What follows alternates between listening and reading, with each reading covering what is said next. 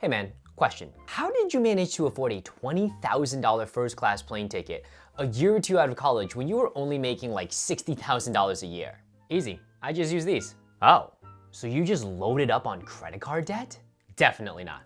I got these travel credit cards, I got a sign-up bonus, and I used those points to travel for free. Whoa, so you got credit cards to travel for free. But Dave Ramsey said that if I ever got a credit card, I would die. Yikes.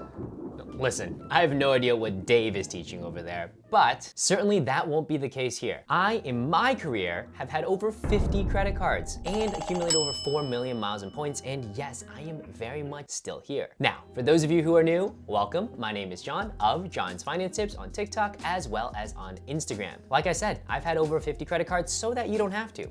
Unless you want to. And in my career, now is probably one of the hottest and best times to jump in if you're in the marketplace for a new travel credit card. In my card career, never have I seen a period with so many more benefits coming out to the consumer in the way of additional transfer partners, more travel perks, as well as high sign-up bonuses. So whether you're a veteran of the credit card game or you're new to the channel, now is the perfect time to consider what travel credit cards you want for 2023. And today is a segment of What Card Wednesday, in which we talk about the top travel credit cards for 2023. We're gonna talk about my top 6 cards and my recommendations on how to really use them for travel, in addition to 1 honorable mention and 2 cards that I just have to comment on. Now, quickly, I would love to know though, again, whether or not you're new to the space or you've been in it for a while, what are some travel cards that you have? What are some redemptions you've taken? Or what are some dream redemptions you would like to take? Now, before I dive into the tomatoes and potatoes of this video, 2 quick housekeeping tips. 1, if you are new to the travel game, listen, a travel credit card isn't just strictly limited to travel. What I mean by that is a lot of these travel cards, if you will, are offering really high sign-up bonuses. If you're not a traveler and if you're not looking to travel, I don't know, 5, 10 times a year, you can still take those sign-up bonuses and store them for a day in which you want to travel or to redeem them as a statement credit. Now, the one caveat is don't do it with Amex, you're gonna get dinged. But what I'm here to say is even though the term travel card is gonna get thrown around a bunch in this video, that's just because the industry refers to these cards with generally better travel perks as travel cards. But how I view it is anybody and everybody should be looking at getting one of these cards because they're coming with monster sign-up bonuses, 50, 60, 70, 80,000 points, which is easily equivalent to $5, $6, $7, $8, $900 worth of statement credits. And for some people, maybe you just want to save holiday shopping, maybe you just want to save on groceries, whatever that is, you can use those points for those purposes. Now, of course, that's not the most optimal way to use it, but I do understand that everyone has different spending preferences. The second point is, if you are in this game, if you want to get a travel credit card, if you want to do what I do, which is open 1 or 2 or 3 or 4, 10 or 40 cards, you need to make sure you understand how to manage your credit. What I mean by that is, are you paying on time and in full? If yes, then you can continue onward. But if you come to this channel and you're wondering in this video, which of my cards have the lowest APR, unfortunately, you're gonna have to pause and exit out. If you're asking about APR and interest rates, it's showing me that you're carrying a credit card balance. If you carry a credit card balance and you're paying interest rates, unfortunately, you're paying for my free vacation. I don't need you to do that. Thank you so much though, but please do not hold a balance. So with that being said though, I've got a ton of really good material to go over today. However, I'm gonna keep it somewhat brief. I will deep dive into particular cards or certain redemptions. Just let me know what you're interested in. And if you wanna help support my channel, please feel free to use any of my links for the cards that we described below.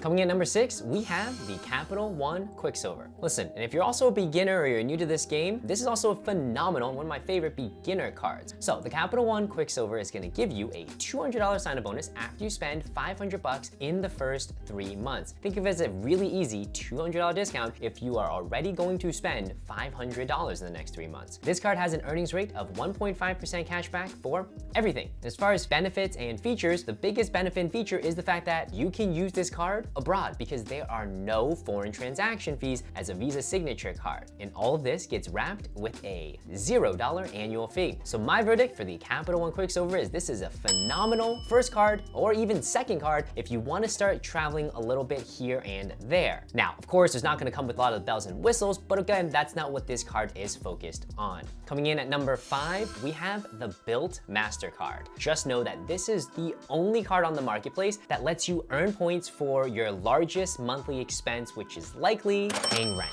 I mean, let me know in the comment section down below. How much do you pay for rent per month? I imagine it's probably 1, 2, maybe even 3,000 for some people. Anyway, back to the card. This card unfortunately doesn't come with a sign-up bonus, which I think is a huge miss. Next up, we have earnings. This card will earn 3 points per dollar spent on dining, 2 points per dollar spent on travel, and 1 point for every dollar you spend on rent. Now, this is where it gets really exciting. If you live in one of these large high-rises in like New York or San Fran or wherever, your apartment building likely already has a relationship with Bilt, and you can just use the card to pay and you're not gonna get hit with the processing fee. Keep in mind, you can use credit cards to pay for rent, but the thing is, you're probably gonna have to pay, 2, 3, 4, 5% for the processing fee, and that would essentially negate the points you would earn for rent. With the Bilt card, they actually cover that processing fee. I know, the next question you probably have is, But John, I have a small-time landlord and I only pay them with a check. well, the Bilt team has thought of that as well. This thing is pretty crazy. So basically, you sign up for the card, you get on their platform, and you can actually put in your landlord's information, and they will cut your landlord a check on your behalf every single month. So even if you're paying by check or Venmo or whatever, the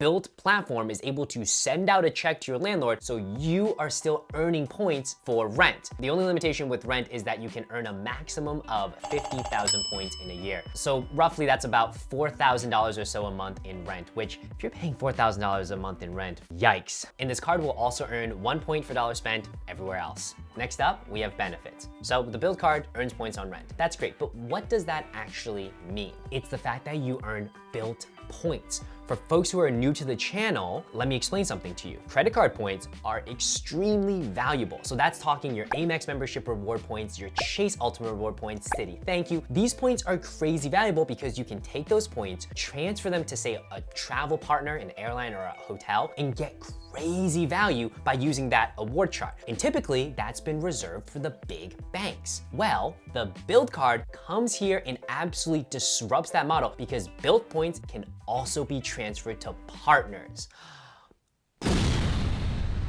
And not just any partners. Some of the partners that the Bilt team has inked honestly surprise me. So you can take your Bilt points and transfer them to places like Hyatt, you can transfer them to United Airlines, and you can also even transfer to American Airlines. That is crazy, folks. Like, the only way to get points to American Airlines is to sign up for a Citi American Airlines card. That's it. No other currency can transfer to American Airlines, but the Bilt points can, which is just, oh my God, like, you need to run to check this card out. So what can you actually do with the points? So one way you can use the points is by redeeming with Hyatt. Hyatt, I believe, has incredible value in one of the last hotel chains that offers that. So we're gonna look at a booking for the Hyatt Zilara all-inclusive resort in Cancun. The cash value per night is a little bit over $600. So if we take a look at it, 2 nights would be over $1,200. However, let's say you are in that case of having to pay $4,000 a month in rent, you would come out with about 48,000 points. So after 1 year with the Bilt card, you could easily afford 2 nights at the Hyatt Zilara all-inclusive for just 42,000 Bilt points transferred to Hyatt and then redeemed.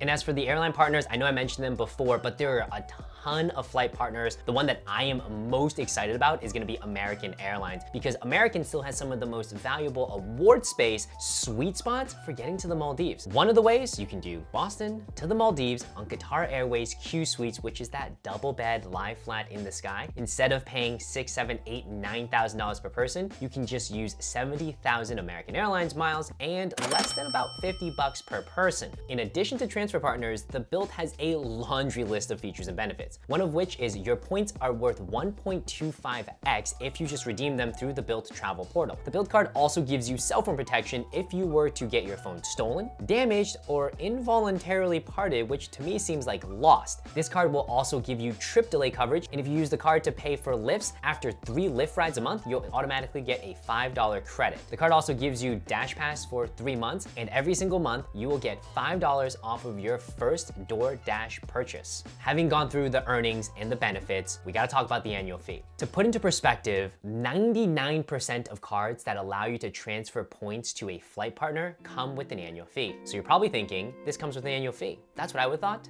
but no, there is no annual fee. Guys, this is a 100% free card. It's a free premium travel card, which just, it doesn't exist. When you think premium travel, you think annual fee. Oh, sorry, completely forgot to mention, there's obviously no foreign transaction fee. fee. So you can go ahead and use this card abroad. So this card, if you're looking for a no annual fee card, if you pay rent, if you're looking for a premium no annual fee card and you pay rent, the Bilt MasterCard is gonna be the one for you in 2023. Coming in number 4, we have the Chase Sapphire Preferred. This is a perennial workhorse travel card. This card comes with a 60,000 point sign-up bonus after you spend $4,000 in the first 3 months. As far as earnings, you will earn 5 points per dollar spent on travel as long as you book through the Chase Ultimate Reward portal, 3 points per dollar spent on dining, 3 points per dollar spent on online shopping, excluding Target, Walmart, and wholesale clubs, 3 points per dollar spent on select streaming services, 2 points per dollar spent on travel, and 1 point per dollar everywhere else. As far as benefits for this card, you're gonna get a 25% bonus if you redeem travel through the Ultimate Reward portal. So that 60,000 point sign-up bonus could be worth up to 75,000 points, aka $750, if you use those to book travel through the Chase Ultimate Reward portal. In addition, this card will give you a $50 hotel credit every single year. So if you book hotels with the card, you'll get a $50 credit. This card also provides transfer partners. As part of the Chase Ultimate Reward program, there are a slew of transfer partners. One to me that's pretty interesting as of right now is a transfer to Air Canada's Aeroplan. You can fly on Etihad Airways business class on their brand new A350-1000. It's a new plane, it's big, it's phenomenal, from Abu Dhabi to JFK. This typically costs 90,000 points or so, but with a current transfer bonus, it would only cost about 70,000 points. So you would take your Chase Ultimate Reward points, transfer them to Air Canada's Aeroplan, and then book an Etihad Airways flight from Abu Dhabi to JFK. I think it's like 15 hours on an ultra premium business class ticket that normally would probably cost $5,000 to $6,000. Another transfer partner that up until really this year only Chase had is Hyatt. Now that the Bilt card launched, it's 2 transfer partners. Remember the example earlier of the Hyatt booking? Basically, instead of spending $1,200 a night, all you would need to do is come up with 42,000 points and you can stay for 2 nights at an all-inclusive Hyatt Zilara Cancun resort in Mexico. This card also gives you auto rental insurance, so when you rent a car, you can go ahead and decline the insurance they always try to push on you. You have baggage delay coverage. You'll also earn 5 points for every single dollar that you spend on Lyft until the end of March 2025. And you will get Dash Pass for free for 1 year. And when it comes to annual fee, this card does come with a $95 annual fee. Fortunately, it's not waived in the first year, but remember that offset? We have a $50 hotel credit, so every year you would effectively only be paying $45 a year. My verdict for this card, this is a workhorse card in the Chase ecosystem. You've got a Freedom, maybe you have an Ink. This is a great workhorse card at the entry tier. And I know some of you are gonna be asking me, well, what about the Reserve, which is its older brother? We'll talk about that in a little bit, hang on to that thought. But right now, if you're looking at entry, mid-tier travel card, this is definitely gonna be one you should consider. Coming in at number 3, we have the Citi Premier. It's good to see a Citi card on the list for once. This card comes with a super high sign-up bonus of 80,000 points after you spend $4,000 in the first 3 months. As far as earnings, this card is absolutely packed. You're gonna get 3 points for every dollar that you spend at gas stations, restaurants, supermarkets, and air travel and hotel, and 1 point per dollar spent everywhere else. As far as benefits, I'd say this card's a little bit light. So the 2 to call out are 1, you get a credit. You will get a $100 hotel credit if you make a hotel booking of $500 or more in one stay with the card. It's an okay credit. The other one is transfer partners, which are pretty par for the course when it comes to travel cards. Now, I took a look at all of the transfer partners that Citi has, and honestly, it's pretty much what everyone else has. The only one that seems pretty unique is Qatar Airways, but the issue with Qatar Airways that now I've recently found out, they've started leveraging more taxes and fees and surcharges and all this stuff that makes the award booking a lot less attractive. However, Qatar Airways does earn its currency as Avios, meaning you could, in theory, and you actually could in practicality, link your Qatar Airways account with your British Airways account. You can take Avios that you earn on Qatar Airways, transfer them to British Airways, at which point you'd be able to make a booking that would cost you less in terms of taxes and fees. And a couple months ago, there was a 30% bonus when you took your Citi points and transferred them to Qatar Airways. So that would be my play here, is getting the points, and then if another bonus like this comes up, and which tends to happen once or twice a year, where you get a 20 or 30% bonus for transferring your points from Citi to Qatar Airways, Airways, I would do the transfer, then I would take those Avios points from Qatar Airways and transfer them to British Airways and make all of my bookings there. Hopefully that made sense. And as far as an annual fee, this card comes with a $95 annual fee, but if you're spending $500 at one time booking a hotel with the card, you'll get the $100 credit, so you can kind of offset it, though I feel like that might be pretty niche in terms of who would use it, so I would say effectively it's a $95 annual fee. My verdict for this card is jump on the sign-up bonus. The sign-up bonus is 80,000 points. I will take that any given day. There's a slew of transfer partners you can move them off to, but really that's about it. And the other thing to be cautious of though is the fact that the cards like the Citi Double Cash and the Citi Custom Cash, by the way, which is one of my favorite gas grocery cards, also earn thank you points. And in Citi's ecosystem, you can only get one thank you points earning card bonus every 24 months. So if you get a Citi Custom Cash or a Citi Double Cash, you will have to close the card and wait 24 months before getting this one. So my recommendation, because those sign-up bonuses are like 200 bucks for spending like 2,000 or 200 for spending 500, whatever it is, they're not as valuable as this one. So I would get this Citi card for the purposes of meeting that thank you card eligibility. And then you can go get a Double Cash or a Custom Cash. Even though you won't get a sign-up bonus, you'll be able to pool those earnings into this card and transfer them.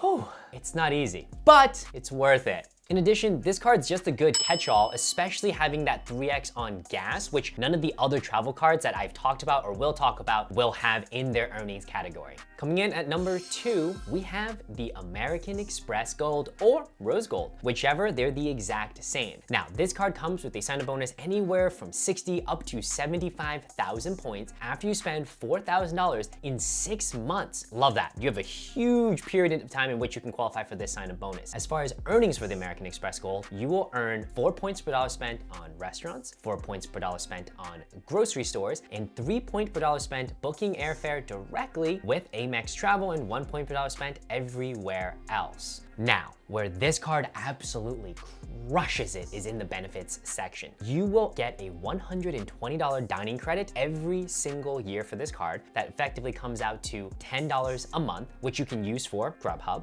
as well as a $120 Uber credit, which comes out to $10 a month, which you can use Uber Eats. So effectively, you have $240 worth of dining credits you can use every single year. The card also gives you the classic transfer partners that you would expect from an Amex membership reward earning card. And an example of how you can use membership reward points is taking them and transferring them to British Airways Avios. Remember earlier how I also said that the Citi card can transfer points to Qatar Avios and those can transfer to British Avios? Well, American Express can transfer directly to British Avios, and you can make an reward booking from Boston to the Maldives on Qatar Airways Q Suites, full lie flat business class seats for 85,000 Avios and about $206 in taxes and fees. Instead of paying, I think the list price would be like anywhere from $5,000 to $6,000 per person. Now, the other thing you want to pay attention to throughout the year is that there's going to be bonuses for transferring your points from American Express to British Airways. Sometimes it's 20, 25. I've seen, I think, as high as 30% bonus before. And so basically, right, instead of having to cost 85,000, it would be much less than that. But right now, that's just what the sticker price is. If you're to take American Express membership reward points, transfer them to British Airways. Another option of using the points is transfer them to the Flying Blue program, which is comprised of KLM and Air France. And that's actually a really good way to fly domestically in the US with Delta. And specifically from the US mainland to Hawaii, you can do round trip for about 35,000 points. This is according to Upgraded Points, really good blog. Feel free to check them out here as well. As for an annual fee, this card costs $250. Yeah. It's steep, but remember, we have $240 of total dining credits. What does that mean? 250 minus 240, $10. You're paying effectively $10 a year for the card. And if you spend $250 in either a restaurant or a grocery category, you will pretty much have made back the annual fee and you will break even. My verdict for this card is if you eat out and you buy groceries, this is a card you absolutely should consider having in your wallet. For me, this is the only card I use when I go out and when I'm buying groceries on that 4x earned. And also, of course, I really value the transfer partners that American Express has. And I know some of you are probably wondering about the Amex Platinum. We'll save that and we'll get to that in just a second. Coming in at number 1, my top travel card in 2023 is gonna be the Capital One Venture X. This card comes with a 75,000 point sign-up bonus after spending $4,000 in the first 3 months. As far as earnings, this card will earn 10 points per dollar spent as long as you're booking hotel and car rental through the Capital One travel portal, 5 points for every dollar spent booking airfare through the Capital One travel portal, and 2 points per dollar spent everywhere else. Moving on to benefits, this is where this card absolutely crushes it. You're gonna get a $300 credit for making bookings through the Capital One travel portal every single year. In addition, you're gonna get a $100 anniversary credit just for having the card every single year. So now that's $400 of total travel credits. The card also gives you a $100 credit to Global Entry / TSA PreCheck, pretty par for the course. You're also gonna be able to get Priority Pass access. Basically, Priority Pass gives you access to all the fancy lounges in the US, though I would argue they're way better abroad. In addition, this card gives you free authorized users. To put that into perspective, it competes with the Amex Platinum and the Chase Sapphire Reserve. Amex Platinum charges you, I think it's like $175 for 3 authorized users. Chase Sapphire Reserve charges about $75 to add an authorized user. Capital One Venture X, free authorized user. Authorized user gets Priority Pass. Priority Pass gets to bring in 2 guests. So big family, maybe you have a kid, they're over 18. I don't know if you want to give them a card yet, but you can add them as an authorized user. They get Priority Pass, they can bring in 2 more people. This is absolutely insane. No other card offers this besides the Chase Ritz-Carlton card, which you can no longer apply for. Anyway, sorry for another day. In aggregate, this card comes with an annual fee of $395. But remember, it's giving you $400 worth of total travel credits, meaning you're getting paid $5 to have this premium travel card. This card competes, like I said, the $695 Amex Platinum and the $550 Chase Sapphire Reserve. The Capital One Venture X comes in at $395, but effectively will actually pay you $5. All 3 of those cards give you the lounge access, but again, this one puts money back in your pocket. So if you're new to the travel space or you're looking for your second card or third card, the Venture X is one that I would 100% jump on. Quickly, let's run over an honorable mention, the American Express Business Platinum Card. This card's gonna come with a sign-up bonus of anywhere from 100 to 150,000 points after you spend $15,000 in the first 3 months. Now, I'm gonna skip over the earnings and a lot of the benefits, but really is to tell you that this card's gonna give you all of the amazing bells and whistles of travel from a personal Amex Platinum, but unlike the personal Platinum where you end up having to pay for it, this card actually gives you enough benefits in which you come out positive $335. Basically, the card has an annual fee of $695,